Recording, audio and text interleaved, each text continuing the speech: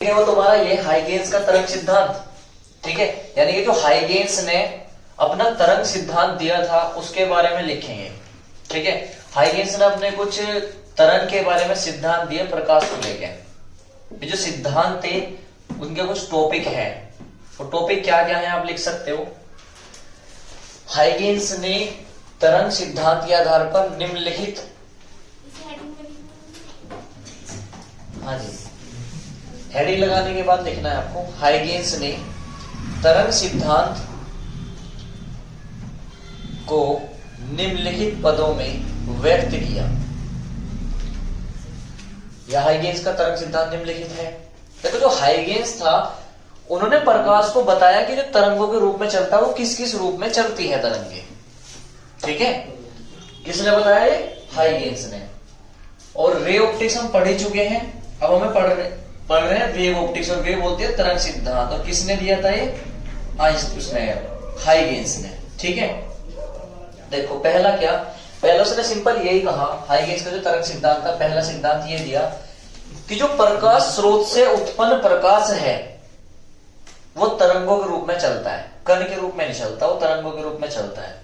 फिर से, अगर कोई प्रकाश स्रोत है लाइक ए सन या हमारा बल्ब हो गया, उससे जो उत्सर्जित प्रकाश है वो तरंगों के रूप में चलता है।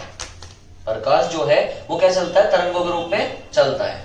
पहला पॉइंट क्या दिया कि जो प्रकाश स्रोत से उत्पन्न प्रकाश है, जो प्रकाश है वो तरंगों के रूप में चलता है, तरंगों के रूप में चलता है। मैं तुम्हें शॉर्ट नोट्स दे रहा यहाँ पे, तुम्हें क्या करना, जो मैं वर्ड बोल रहा हूं पूरा को लिखना। क्या कि जो प्रकाश स्रोत से उत्पन्न प्रकाश तरंगों के रूप में चलता है। दूसरा क्या दिया उसने कि जो प्रकाश स्रोत है, प्रकाश जो स्रोत है वहां से जब प्रकाश उत्पन्न होता है तो प्रकाश स्रोत के चारों ओर माध्यम के जो कण होते हैं वे वाइब्रेट करने लगते हैं, कंपन करने लगते हैं। उसको समझे कैसे? आपने बल्ब देखा होगा, जो 10 रुपए का सूर्य का बल्ब आता था उसमें टंगस्टन का तार लगा होता था ना, तो जब वो जलता है तो वो ऐसे कंपन वाइब्रेट करता है हल्का हल्का। मतलब उसने ये कहा कि अगर हमारे पास कोई लाइट स्रोत है, सोर्स है, प्रकाश स्रोत है, उसके चारों ओर जो माध्यम के कण होते हैं ना वे वाइब्रेट करने स्टार्ट हो जाए। मैं एक छोटा सा एग्जांपल समझाने की कोशिश करता हूं। जैसे आपने डीजे बजता हुआ देखा होगा स्पीकर, तो स्पीकर के आसपास तो मिट्टी वगैरह रख दोगे या पानी वगैरह रख दोगे तो वो वाइब्रेट करे। जब वो बजता है तो उसके पार्टिकल क्या करते हैं? वाइब्रेट करते हैं। तो जो साउंड है, साउंड भी तो एक वेव के रूप में चल रहा है। तो वेव जो होंगी जहां से भी क्रिएट हो रही है उसके चारों ओर जो माध्यम के कण होते हैं वे वाइब्रेट करते हैं। वे क्या करते हैं? वाइब्रेट यानी कि कंपन करते हैं। दूसरा पॉइंट ये दिया, तो उसे लिख देता हूं, यानी कि जो प्रकाश स्रोत के चारों ओर जो माध्यम है यानी कि माध्यम के कण कंपन करने लगते हैं। बताओ समझ में आई क्या? मतलब ये जो प्रकाश स्रोत के चारों ओर माध्यम के कण जो है वो कंपन करने लगते हैं। ठीक है, जैसे प्रकाश जहां से उत्पन्न होगा तो माध्यम, जो भी माध्यम है उसके चारों ओर वे क्या करने लग जाए? उसके कंपन करने लगे। और तीसरी परिभाषा हमारी तरंगार की है। तीसरा उन्होंने तरंगार भी दिया था कि तरंगार की जो कल परिभाषा मैंने तुम्हें बताई थी पिछली वाली क्लास में जो बताई है, वो क्या बताई थी कि जो किसी क्षण माध्यम के वे कण, किसी क्षण माध्यम के पृष्ठ पर उपस्थित वे कण जो माध्यम के लंबवत उपस्थित होते हैं तरंगार कहलाते हैं। तो तीसरा पॉइंट भी उन्होंने यही कहा था कि जो तरंगार थी, तरंगार के बारे में बताया। तरंगार सब बोलते हैं wave front, wave front. Wave front की डेफिनेशन लिख दी जो कल बताई हमने आपको। ठीक है, तरंगार के बारे में बताया। 4 पॉइंट क्या बताया? 4 इंपोर्टेंट बताया कि ये भी तुम्हें पता है, छोटी छोटी थ्योरी दी थी उन्होंने, जो हाइगेन्स ने छोटी छोटी थ्योरी दी। पहली दी प्रकाश तरंगों के रूप में चलता है और प्रकाश स्रोत के चारों ओर माध्यम के कण कंपन करने लगते हैं। जो प्रकाश स्रोत है जहां से प्रकाश उत्पन्न होता है तो प्रकाश स्रोत के चारों ओर माध्यम के कण है जो वाइब्रेट करने लगे, कंपन करने लगे। तीसरा उसने क्या बताया, तरंगार की परिभाषा दे दी। ये तरंगार क्या है, तरंगार पिछले उसमें हमने चेंज बता ही दिया। 4 बताया उसने कि जो प्रकाश का रंग है, कलर है, अलग अलग कलर के लिए अलग अलग तरंगदैर्घ्य होती है, वेवलेंथ होती है। यानी कि डिफरेंस कलर के लिए जो वेवलेंथ होती है वो डिफरेंट होती है। जाहिर सी बात है यार, विबग्योर जो हमने पढ़ी थी, वायलेट की वेवलेंथ अलग होती थी, आई की अलग होती थी, रेड की अलग होती थी, सबकी अलग अलग होती थी। तो ये हाइगेंस ने बताया, हाइगेंस ने ये बताया कि भिन्न या अलग अलग भिन्न भिन्न रंगों की तरंगदैर्घ्य यानी कि लैम्डा भिन्न भिन्न होती है, यानी कि अलग अलग होती है, भिन्न भिन्न होती है। इतना टफ तो लग रहा, सिंपल सी है। 4 पॉइंट हो गए। 5वां इंपॉर्टेंट है, 5वां क्या कहा मैंने, और फिर एक छठा रह जाएगा। 6 पॉइंट गए थे। देखो 5वां क्या है, पहले मैं इसे एग्जांपल से समझाता हूं। देखो अगर आपने एक पॉइंट ऑब्जर्व किया है और आपने ये मान लिया कि यहां से वेव ऐसे जा रही है, वेव फ्रंट ऐसे जा रहे हैं, जो मैंने बताया था पानी में अपने पत्थर डाला, वेव फ्रंट ऐसे ऊपर नीचे जा रहे हैं, अप डाउन वेव फ्रंट जा रहे हैं, ऐसे जाते जा रहे हैं, ऐसे जा रहे हैं। और यहां पर एक माध्यम को अलग करने के लिए लाइन खींच दी गई, मतलब इधर अलग पानी है तालाब का, मैं समझाने की कोशिश कर रहा हूं, तालाब के पानी से इधर तालाब का पानी शांत है, इधर भी एक तालाब है उसका पानी भी शांत है। इसमें आपने पत्थर डाला है, इसमें पत्थर अभी नहीं डाला है, और इनका जो जॉइंट पॉइंट है वो यहां पे है कहीं ना कहीं। तो वेव ऐसे जा रही होगी, ऐसे चलती जा रही। अब जैसे यहां पे रास्ता है निकलने का, तो यहां से एकदम ऐसे चलेगी नहीं चलेगी, बताओ फिर से यार। ये जो पॉइंट है यहां से वेव जा रही है, और यहाँ पे एक दीवार करी हुई है पानी के बीच में, यानी कि ऐसे मान लें आप, और यहाँ पे जॉइंट के लिए यहाँ पे एक पाइप लगा हुआ, इस पाइप से पानी जैसे निकला होगा, या हमने छिद्र कर दिया, होल कर दिया, तो यहां से जैसे ये पानी वाटर जाएगा तो ऐसे तो जाएगा अलग अलग से। अब उसने ये कहा कि जितने वेग से ये चलती है ना, उतने वेग से ये चलती है। यानी कि जिस लाइट की स्पीड अगर हमारी पानी में जो यहां थी वही इधर रहेगी, या अगर एयर इधर थी तो एयर इधर होगी। तो अगर इधर प्रकाश की चाल 3 × 10⁸ मीटर पर सेकंड से चल रही है, तो इधर भी इतने से चलेगी। यानी कि तरंग प्रकाश की चाल से चलती है। प्रकाश की चाल कितनी होती है, 3 × 10⁸ मीटर पर सेकंड। इतनी इधर भी इसी स्पीड से चलेगी, इधर भी इसी स्पीड से चलेगा। दूसरा, किन तरंगों के लिए ये जो बंदा है ये नया तरंग स्रोत है। इसे बात समझना। यहां कोई अगर बंदा खड़ा है, ऑब्जर्वर खड़ा हुआ है, तो उसके लिए तरंगे कहां से आती हुई दिखाई दे रही है, क्या यहां से? नहीं, उसे दिखाई दे रही है यहां से। यहां से तरंगे की नए तरंग स्रोत की भांति कार्य करने लगती है। ठीक है। अब वेव फ्रंट देखो यहां कैसे जा रहे थे, यहां से फिर से कैसे हो गए। और समझ सकते हो आप इसको ऐसे समझ सकते हो। देखो कि जो वेव जा रही है वो ऐसे गई, इस टाइप से जा रही है, थोड़ी ऐसे जा रही है आपके, और यहां पर एक मैंने मीडियम अलग कर दिया, एक यहां पे लाइन खींच दी अलग करने के लिए पार्टिकल, ऐसे। देखियो सही है क्या? मतलब इधर के माध्यम से इधर के माध्यम में नहीं जा रही, तो ऐसे जा रही होगी। लेकिन आपने क्या करा, अचानक से यहां पे छिद्र कर दिया एक।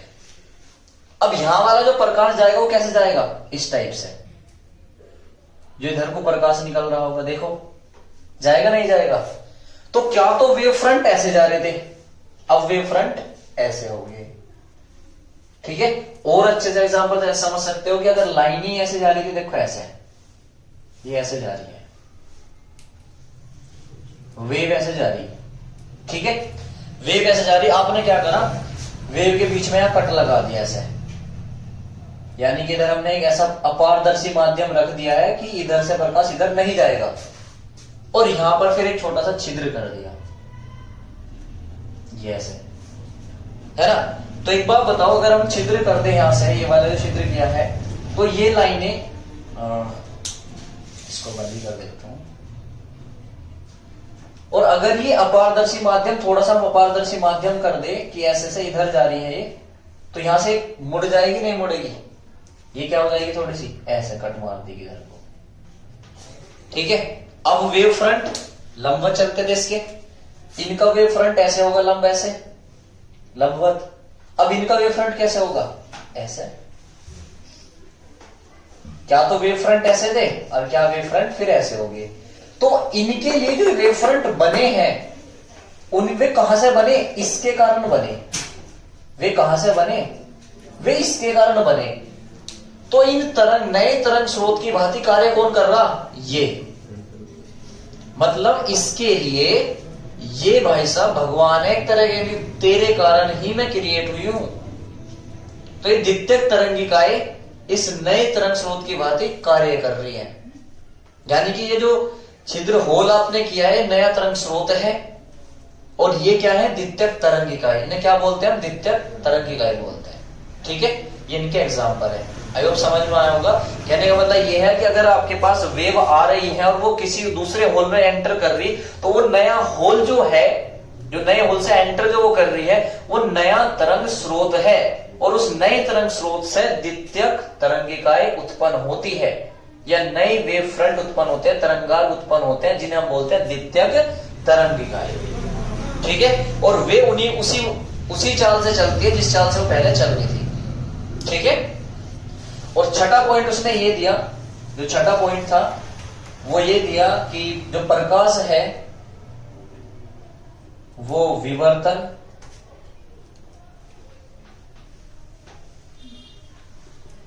अपवर्तन, परावर्तन, व्यतिकरण, विवर्तन तो हो गया था हमारा, परावर्तन, व्यतिकरण, ध्रुवन आदि की घटनाएं प्रदर्शित करता है। ये 6 पॉइंट दिए प्रकाश यानी कि हाइगेन्स ने, और ये 6 के 6 पॉइंट आपको लिख के आने पेपर में। मतलब जो हाइगेन्स के द्वितीयक तरंगिकाओं के सिद्धांत क्या जाता है, परावर्तन की व्याख्या है। उसके बाद क्या करनी है आपको, परावर्तन की व्याख्या करनी है, फिर अपवर्तन की करनी है। तो पहले परावर्तन की करते हैं। परावर्तन में क्या है, हमने एक तल ले लिया और तल है ये परावर्तक तल। तल का नाम है Z। तो हमने क्या माना कि एक वेव फ्रंट आ रहा होगा ऐसे, तरंगों के रूप में ऐसे आ रहा होगा वेव फ्रंट। तो हम ये कह रहे हैं जो तरंग का ए सिरा है वो तो तल पे आ गया, लेकिन बी सिरा तो भी यही होगा। फिर तो सुनना, ये जो वेव फ्रंट आ रहा वो तो ऐसे आ रहा ना, इस टाइप से, कि अगर ये वेव फ्रंट आ रहा बीचों बीच लंबा चलता है ना, वेव फ्रंट जो चलता है, तरंगा जो चलते हैं लंबा चलते हैं। ये जो तरंगे आ रही हैं दोनों, ये इससे इधर जा नहीं सकती हैं। तो मैं ये कह रहा हूं जितना ए सिरा पहुंचा होगा तल पे, इतना बी सिरा तो भी बी पे ही होगा नहीं होगा। तो ये क्या है तुम्हारा तरंगार, ए भी तरंगा करता है, यानी कि एक परावर्तक तल पर ए भी तरंगा लगा के गिरता है। अब जितने टाइम में ये अलग अलग हो रहे हैं ना, यहां से ध्यान देना, जितने टाइम में ये बी सिरा इस बी डैश पे पहुंचा होगा, हम ये मान के चल रहे कि ये बी सिरा बी डैश पे पहुंचा होगा, इतना ये परावर्तित हो गया, ये भी तो निकल गया होगा ना इधर को। ठीक है भाई, ए सिरा इतना इधर को निकल गया होगा, फिर ये गया होगा। तो हम ये मानेंगे कि जो ए था वो जो निकल गया होगा वो ऐसे निकल गया, ऐसे इस फॉर्म में जा रहा है। यानी कि जितने टाइम में बी सिरा बी डैश पे पहुंचा, इतना ए सिरा परावर्तित होने के बाद यहां कहीं ना कहीं ए डैश पे पहुंच गया होगा। हमने ए डैश नाम दे दिया कि यहां तक पहुंच चुका होगा। हम ये मानते हैं कि जितना बी सिरा बी डैश पे पहुंचा होगा, इतने जितनी दूरी में कवर करी है इतने यो ए डैश यहां से लेके यहां तक पहुंच गया होगा, और ये कैसे चला गया होगा, बताओ क्लियर यहां तक सही है। और ये दूरी जब अलग चली है, हमें भी तरंगार भी नहीं मिला है, हमें तरंगार जो मिल रहा था वो तो ये मिल रहा था, ये वाला ऐसे आ रहा था। लेकिन यहाँ क्या तरंगार गड़बड़ा गया, क्योंकि तरंगार ये तो इधर को निकल गया, ये इधर को लेकर गया, तो कैसे करें, नहीं चल रहा। तो द्वितीयक तरंगार तो इधर जाने का, वो बनेगा कैसे, देखो जितने टाइम में बी सिरा बी डैश पे पहुंचा होगा, इतने टाइम में ए सिरा ए डैश पे पहुंच गया होगा। और हमने इसके लिए काम कर लिया, बी डैश का चाप लिया हमने, दूरी का बी डैश दूरी का चाप लिया, और ए से हमने यहां पे चाप लगा दिया, आर्क। तो हमने क्या करा, ये जो ए डैश सिरा है, ए डैश यानी कि ए और बी वाला जो तरंग आ था, बी बी डैश की डिस्टेंस ली और ए से यहां पर ए डैश पे चाप लगा दिया। तो यहां पर हमने एक चाप लगा दिया ए डैश पे, सही है। और जब ए डैश पे चाप लगाया तो हमने यहाँ पे इसके परपेंडिकुलर एक लाइन खींच दी है जो कि बी से मिलाई है, और ये हमारा नया तरंगार्ग मिल चुका है। चाहे आप देख लो, जो हमारे पास नया तरंगार्ग ये इधर से आ रहा था ना, यहां गड़बड़ आ गई थी, ये हमारा द्वितीयक तरंगार्ग बन गया ऐसे, जो इसके बीच में जा रहा होगा इस टाइप से।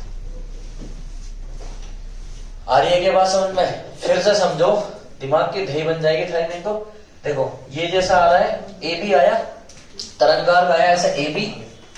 अब जितने टाइम में बी सिरा बी डैश पे पहुंचा है, कितने टाइम में ए सिरा ए डैश पे पहुंच चुका है, और ये ऐसे निकल गए। और हमने क्या कर लिया, बी बी डैश की जितनी डिस्टेंस थी उतनी डिस्टेंस हमने यहां से मान ली ए डैश की डिस्टेंस मान लिया, ठीक है। और ये क्या है, द्वितीयक तरंगिका है। ये क्या है, हमारी द्वितीयक तरंगिका है। और द्वितीयक तरंगिका क्या होती है, नए स्रोत की भांति, क्योंकि इसके लिए स्रोत नई ये है, ये परावर्तक तल है, तो ये द्वितीयक तरंगिका के रूप में बाहर निकल जाएगा, ठीक है, नया वेव फ्रंट जो बना रहा है। अब इनको नाम दे दीजिए। देखो हमने क्या माना है, चाप के अकॉर्डिंग जो ये डिस्टेंस मानी है B B dash equal to कितना माना हमने, ए डैश। अभी तो चाप लिया हमने बी बी डैश दूरी का, ए डैश दूरी का, ये चाप जो भरा है ऐसे, ये चाप लगाया है, ठीक है। ये हमने यहां चाप लगा दिया। तो हमें डिस्टेंस, हमारे पास एक फॉर्मूला है चाल का, तो चाल का वो फॉर्मूला होता है चाल बराबर दूरी बटे समय। तो दूरी इक्वल टू क्या हो जाएगा, दूरी को छोड़े समय की तरह गुना कर देते, चाल गुना में समय, ठीक है। अब दूरी कितनी है हमारी, बी बी डैश। चाल ऊपर की भाई वायु है, तो वायु एक ही माध्यम है, एक ही तो माध्यम है। जब एक ही माध्यम है तो इसकी हमने चाल मान ली, इधर की जो चाल है वो v है, और टाइम कितना है t। दोनों का चाल तो सेम होगी और टाइम भी एक होगा। अभी तो बोला जितने समय में बी सिरा बी डैश पे पहुंचा इतने ए सिरा ए डैश पे पहुंचा, तो टाइम भी इक्वल है। तो इसमें चाल कितनी है आपकी v, और समय कितना है t, और दूरी कितनी, चाहे आप बी बी डैश मान लो चाहे आप ए डैश मान लो। तो आपके पास A dash into B B dash equal to कितना आ गया, v इंटू टी। हम यहां डायरेक्ट लिख सकते हैं इनकी वैल्यू कितनी है, v इंटू टी, सही है। अब हम यहां पर एक चीज और समझते थे, जब लाइन आती थी यहां पे अभिलंब और खींचते थे, इनके बीच में खींचते थे, नहीं खींचते थे, ऐसे ही जैसे यहां गिरी है इसका भी अभिलंब खींचता था, परावर्तन के नियम के अकॉर्डिंग अभिलंब भी तो खींचते थे। और अभिलंब और इसके बीच में कौन बनता था, आई। इनके बीच में जो कोण बनता था वो क्या बनता था, आई, ठीक है। अब जितना कोण इसके बीच में होगा, अब यहां समझना, अपनी जियोमेट्री लगाना, पूरी जियोमेट्री लगेगी। वो कह रहा है देखो जितना ये टाइम ऐसे जा रहा है, ये आया है और ये रेड मार्कर वाला, जितना एंगल ये होगा उतना ही एंगल कौन सा होगा तुम्हारा, ये वाला। यानी कि जो इसका ये वाला जो पार्टिकल जा रहा है और ये जा रहा है, जितना एंगल ये होगा इतना एंगल इसके सामने वाला भी तो होगा, और जितना ये होता है उतना ही ये होता है। फिर से समझो, जितना ये होगा उतना ही ये होगा। तो हम ये ऐसे मानते हैं कि जो एंगल है वो कितना है, ये वाला आई। और जितना एंगल, देखो इस वाली लाइन को तो आप आपतन कोण मान के समझ लो, और इसको आप मान लो परावर्तन वाला। परावर्तित किरण ये मान लें आप, तो परावर्तित किरण के अकॉर्डिंग ये वाला इसके बीच में एंगल कितना बनेगा, आर। ऐसे इधर वाले के बीच में क्या बनेगा, आर। और जितना कोण इधर होगा इतना इधर और इतना ही इधर, तो इसके बीच में एंगल कितना बन जाएगा, सॉरी इसके बीच में ये कितना बन जाएगा, आर, सही है। ये एंगल बन जाता है आपका आई और ये एंगल बन जाता है तुम्हारा आर, और ये टोटल बनेगा इसके बीच में, टोटल बनेगा इसके बीच में, ठीक है। देखो ये तो हमें समझ में आ गया। अब इसमें हम समकोण त्रिभुज में आते हैं कि जो समकोण त्रिभुज है A B B dash, A B B dash, दूसरा ए डैश बी डैश। अब यहाँ ट्रिग्नोमेट्री यानी कि ज्यामिति पूरी लगेगी।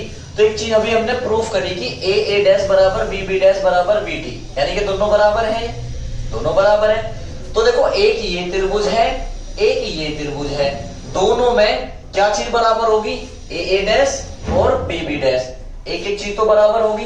दूसरा अगर हम बात करें कोण ए बी डैश और कोण ए डैश बी डैश, अब यहां पे जिक्र कर रहा हूं, देखो जब समकोण त्रिभुज ले रहा हूं मैं ये वाला, इसकी बात कर रहा बीच वाले की, तो कोण A B dash, A B dash, देखो 90 डिग्री एंगल लीजिए बी पे, फिर ऐसे ही ए डैश बी डैश में कितने डिग्री एंगल है, 90, क्योंकि लंब होता है ये, तो ये भी 90 ये भी 90, तो मैंने पहले लिखा प्रत्येक समकोण, यानी कि सब क्या है, राइट एंगल है, समकोण है, 90 डिग्री है दोनों में, ठीक है। दूसरा इन एंगलों में देखो इनका भी आधार ए बी डैश ही है, और इस वाले का भी ए बी डैश ही आधार, और इस वाले का भी ए बी डैश ही है, तो ये लिख रखा कि ए बी डैश बराबर बी डैश ए, दोनों में क्या है, उभयनिष्ठ, उभयनिष्ठ बोलते हैं कॉमन, अर्थात तीन चीजें हमने प्रूफ कर दी, क्या कि इसका भी कोण 90 डिग्री, इसका भी कोण 90 डिग्री आ रहा। दूसरा ये और ये वाली भुजा बराबर है। तीसरा ये दोनों भी बराबर है। तो अब हम यह लिख सकते हैं कि जो कोण ए बी डैश है, ए बी डैश है, वो बराबर होगा लगभग ए डैश बी डैश के। तो हम ये मान लेते हैं जो कोण ए बी डैश है वो लगभग बराबर है ए डैश बी डैश के, और ए बी डैश में टोटल कोण कितना बना हुआ है, आई, कोण आई, और बराबर इसमें कोण कितना बना हुआ है, कोण आर। और ये क्या है, हमारा परावर्तन का नियम है। परावर्तन का नियम क्या कहता था कि आपतन कोण बराबर होना चाहिए परावर्तन कोण के, और दूसरा आपतित किरण और परावर्तित किरण तीनों एक ही तल में होनी चाहिए, वे तीनों एक ही तल में है। तो ये हमारा हो जाता है, आप ठीक है, कर लीजिए।